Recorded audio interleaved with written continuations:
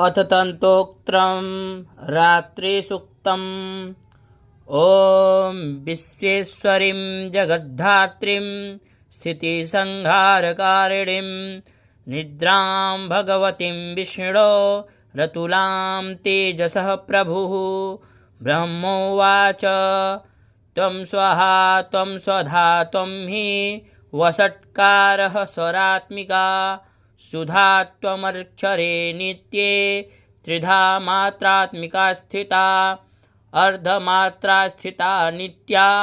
यानुच्चार्या विशेषतः त्वमेव संध्या सावित्री त्वं देवी जननी परा त्वयैतद्धार्यते विश्वं त्वयैतत्सृज्यते जगत् त्वयैतत्पाल्यते देवी त्वमस्यन्ते च सर्वदा विसृष्टौ सृष्टिरूपास्त्वं स्थितिरूपा च पालने तथा संहृतिरूपान्ते जगतोऽस्य जगन्मये महाविद्या महामाया महामेधा महास्मृतिः महामोहा च भवते महादेवे महासुरे प्रकृतिस्त्वं च सर्वस्य गुणत्रयविभाविनी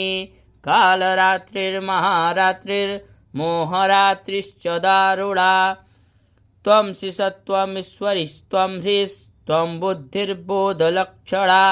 लज्जा पुष्टिस्तथा तुष्टिस्त्वं शान्तिः क्षान्तिरेव च खड्गिनी शूलिनी घोरा गदिनी चक्रिणी तथा शङ्खिनी चापिनी बाणभुषुण्डी परिधायुधा सौम्या सौम्यतरा शेष सौम्येभ्यस्त्वतिसुन्दरी परापराणां परमा त्वमेव परमेश्वरी